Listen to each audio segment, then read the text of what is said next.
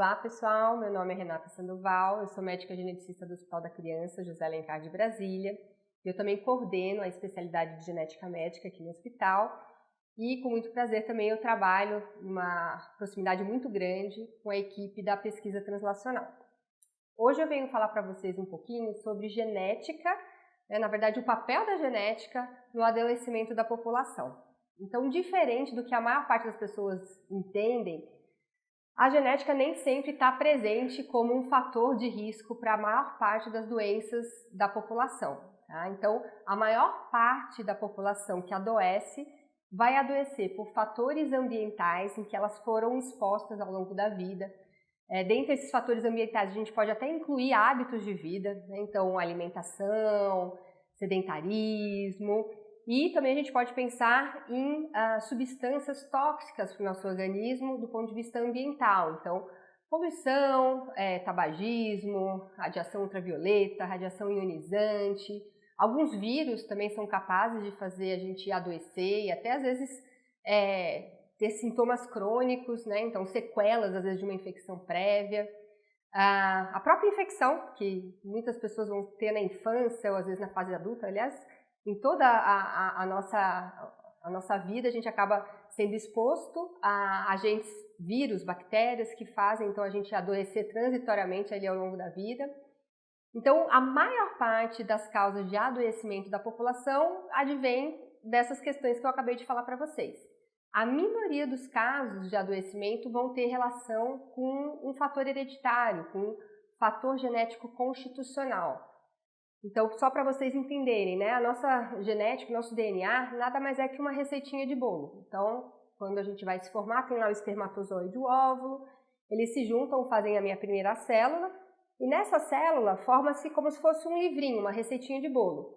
É um livro de 46 páginas, metade veio do pai, metade veio da mãe. Na verdade, a gente tem 23 pares de páginas, na verdade, 2 páginas 1, 2, 2, 2, 3, e ao longo dessas páginas a gente tem 6 bilhões de letras. Não são todas as sequências de letrinhas que vão virar algum ingrediente para a nossa receita de bolo, mas a gente tem em torno de 20 mil regiões, que são as famosas regiões codificantes, os famosos genes, que eles vão conter informações para a gente gerar ingredientes para a célula se formar e funcionar.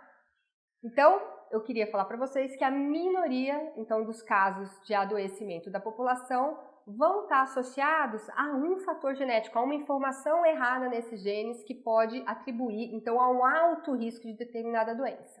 Quando eu falo em faixa etária pediátrica, eu sei que é um padrão também de adoecimento diferente de quando eu comparo com a faixa etária adulta. Então, a faixa etária adulta faz mais sentido a gente falar em envelhecimento e um tempo maior de exposições ambientais. Agora, na faixa etária pediátrica, a gente tem um olhar diferenciado. É claro que nas crianças a gente vê muito adoecimento por infecções, por vírus, por bactérias, né? A gente está construindo o nosso sistema imunológico, né? Então a gente sai ali da barriga da nossa mãe, a gente é exposto ao ambiente e a gente realmente entra em contato com diversos agentes, né, infecciosos, e é onde a gente, aqueles primeiros anos de vida, né, as crianças acabam tendo mais doencinhas, quando elas vão para a escola, elas pegam mais infecções respiratórias, dor de garganta, e isso às vezes faz parte até de um padrão dentro da normalidade, diarreia, enfim. Agora, quando eu tenho infecções de repetição, né, num padrão diferente do esperado naquela faixa etária. Esse é um sinal de alarme, que algo a mais pode estar acontecendo naquele indivíduo. Outro ponto, quando eu tenho, então eu faço um hemograma, às vezes eu vou ver uma anemia. A causa mais comum, às vezes, é falta de ferro, ou por você não estar ingerindo muito esse ferro pela alimentação, ou por você estar perdendo esse ferro, por exemplo, por um sangramento intestinal. Então, essas são as causas mais comuns, né, de infecção e, de repente, de você ter uma alteração no seu sangue, por exemplo, uma anemia. Mas, então, por detrás dessas condições, às vezes comuns na infância, eu posso ter causas genéticas raras, mas eu geralmente vou ter que ter outros elementos. Então, por exemplo, uma infecção de repetição numa criança. Então, uma criança que tem 10 infecções ao longo do ano, que interna com pneumonia grave. Opa, eu tenho um sinal de alarme de um padrão diferente e eu posso estar por trás dessa situação diante de uma imunodeficiência primária. Então, nesses casos, eu preciso investigar se aquela criança nasceu com uma informação diferente na receitinha de bolo dela e que por isso ela está tendo essa apresentação. Quando eu estou pensando também, por exemplo, numa anemia ou numa queda na contagem de outras células do sangue, eu tenho que pensar, é algo transitório, uma reação infecciosa ou não? Será que na fábricazinha daquela criança, né, na medula óssea daquela criança, existe uma informação genética que faz com que ela tenha uma falência medular? Então, esses são dois exemplos, imunodeficiência primária e falências medulares, de sintomas, de apresentações clínicas e que a gente vai ter como diagnóstico diferencial questões geneticamente determinadas. E essas duas apresentações, elas se conversam, né? Então, eu vou ter crianças, às vezes, que vão ter infecções de repetição e que quando eu faço um hemograma, eu vou ver células brancas do sangue diminuídas. Então, e a gente não sabe. Então, será que ela está com infecção porque ela não está produzindo o sistema de defesa adequadamente ou não? Ela tem um sistema de defesa adequado, só que ele não é eficiente o bastante para combater aquela infecção. E daí vem um pouquinho, então, do embasamento do nosso projeto que a gente tem para conversar com vocês também no dia de hoje. Antes de entrar no projeto especificamente, vale a pena também eu dar alguns elementos melhor para vocês em relação à imunodeficiência primária e falência medular geneticamente determinada. Então, para a gente entender isso, vamos entender o nosso DNA. O nosso DNA, então a gente pode conversar sobre ele como se fosse uma receita de bolo. Imagina que quando eu tenho lá o espermatozoide e o óvulo, eles se juntam e fazem minha primeira célula. Nessa primeira célula se forma um livro de 46 páginas e que na verdade são 23 pares de página, 2 páginas 1, 2, 2, 2, 3, e que ao longo dessas páginas eu tenho 6 bilhões de letras. Não são todas as sequências de letras nesse livrinho que vão gerar informações para gerarem ingredientes para essa célula se formar e funcionar. Mas a gente tem em torno de 20 mil regiões que vão ser regiões codificantes, que são os famosos genes. Então, a partir ali de uma sequência de 10 mil letrinhas codificantes, eu vou ter uma informação que vai gerar um ingrediente para aquela célula se formar e funcionar. Muito bem. Todos os genes, todas essas informações, eu vou ter 2 cópias, tá? Uma que eu vou receber do meu pai, uma que eu recebo da minha mãe. Existem alterações genéticas que a gente chama de padrão de herança dominante. Então, basta eu nascer com uma cópia daquela informação alterada na minha receitinha de bolo que eu tenho um risco de manifestar. Só que, às vezes, mesmo quando eu tenho uma família com uma desordem dominante, que até o risco de transmitir de geração para geração é em torno de 50%, às vezes eu vou ter indivíduos que vão carregar aquela alteração, mas não vão manifestar. Essa é a famosa penetrância incompleta. Então, não é que pula gerações, o fator está lá, só que tem pacientes que vão ter o fator e não vão manifestar. Muito bem. E mesmo nessas alterações dominantes de penetrância incompleta, eu tenho uma outra questão, que é a variação clínica. Então, é como se fosse assim, todo mundo azul daquela família com aquela doença dominante. Só que eu vou ter um azul claro, um azul escuro, um azul esverdeado. Então, mesmo eu tendo o mesmo fatorzinho genético naquela família, às vezes varia o grau de severidade, o número de sintomas, de apresentação em relação àquela doença.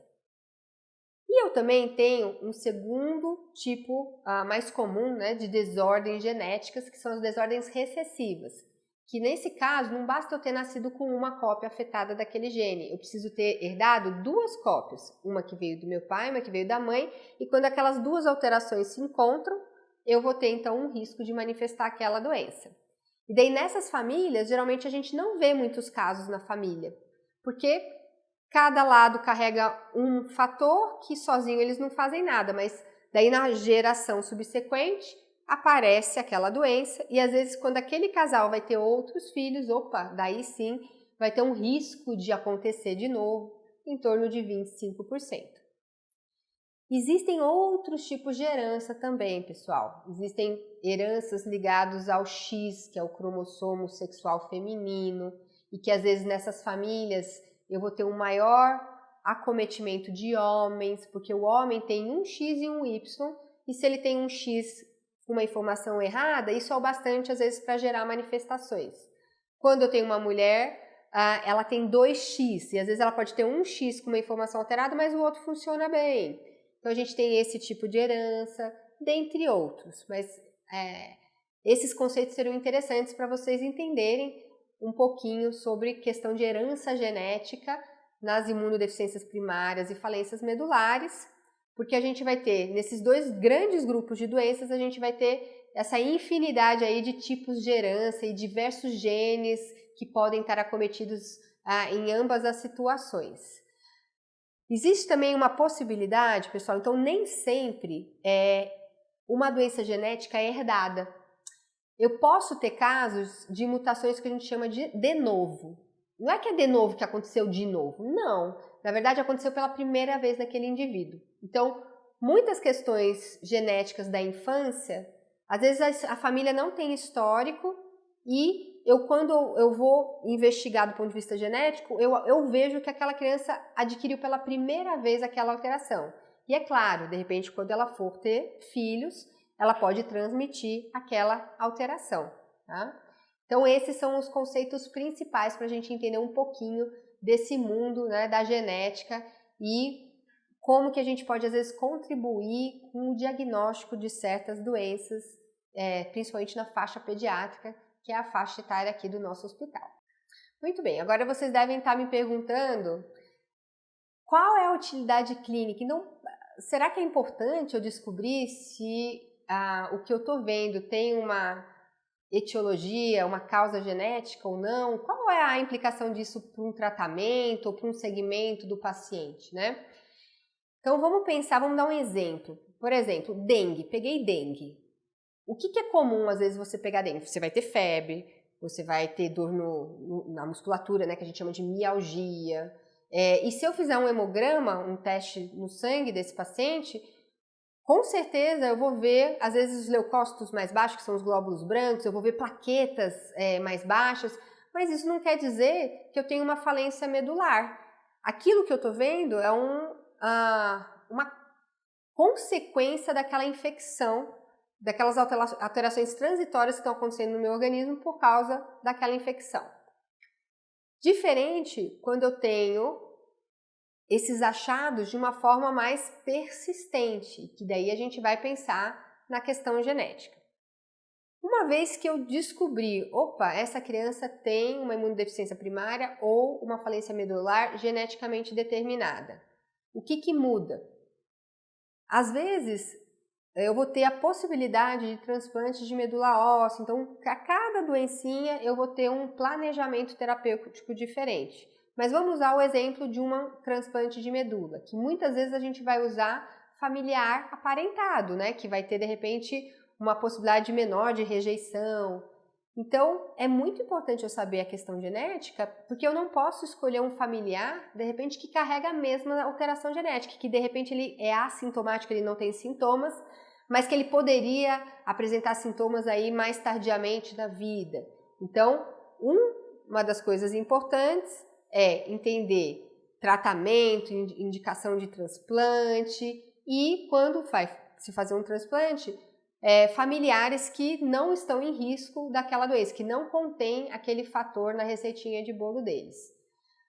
Outro item importante seria na questão de recorrência na família. Então, vamos lá. Se eu achei que uma criança tem uma alteração genética que aconteceu só nela e que, de repente, é uma alteração dominante. Então, se esse casal for ter outras crianças, ele não tem risco de um outro filho com o mesmo problema. Ou a gente nunca fala de 0%, mas é improvável que haja esse acontecimento. Agora, aquela criança que já tem aquele fator genético dominante, quando ela for se reproduzir, ela tem um risco de 50% de passar para os seus descendentes a cada gestação, a cada tentativa, né, de gestação. Nas situações que eu tenho doenças recessivas, então já são pessoas que receberam uma alteração do pai, uma da mãe, e que aquele casal vai ter um risco de recorrência de 25%. Então é importante também saber. Eu vou dar um exemplo, por exemplo, a anemia de Fanconi. A anemia de Fanconi é um nome que a gente dá para um grupo de alterações que levam à falência medular. Só que não é só um gene que tem a ver com a anemia de Fanconi, são diversos genes que podem dar essa doença e que é um exemplo de desordem recessiva, né? Então, que uma alteração veio do pai, uma alteração veio da mãe e que aquele casal vai ter 25% de recorrência daquela doença e que imagina você, de repente, escolher um irmão como doador e que ele carrega a mesma alteração. Mas, por exemplo, na anemia de Fanconi, olha que interessante, 30% das pessoas vão ter algum achado físico até de que a gente vai suspeitar dessa condição. Por exemplo, pessoas que nascem sem os polegares, né? Ou que têm diminuição de algumas células, dependendo da linhagem, né, no sangue, ou às vezes tem até outras malformações associadas. Então eu posso ter achados clínicos ao exame físico ou de sangue e que vão apontar às vezes para essa condição.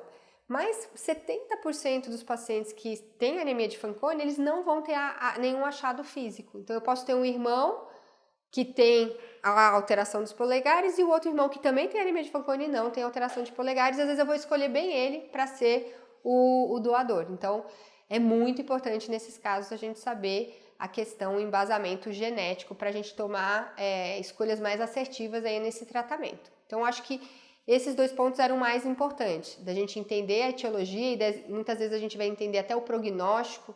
Então quando a gente sabe que é uma desordem genética, a gente de repente tem registros com diversos pacientes com a mesma condição, então a gente tem entendimentos melhores em relação a tratamento.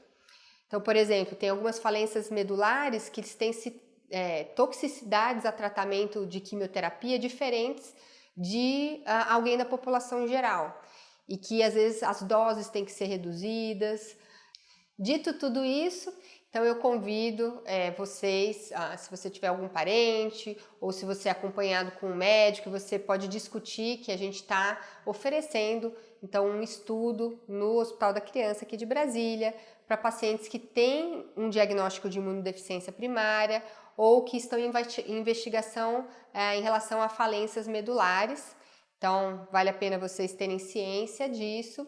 E se vocês gostaram desse conteúdo, vocês devem comentar, fazer perguntas, até para a gente poder trazer temas ou aprofundar temas que a gente comentou hoje em dia num outro episódio. Obrigada!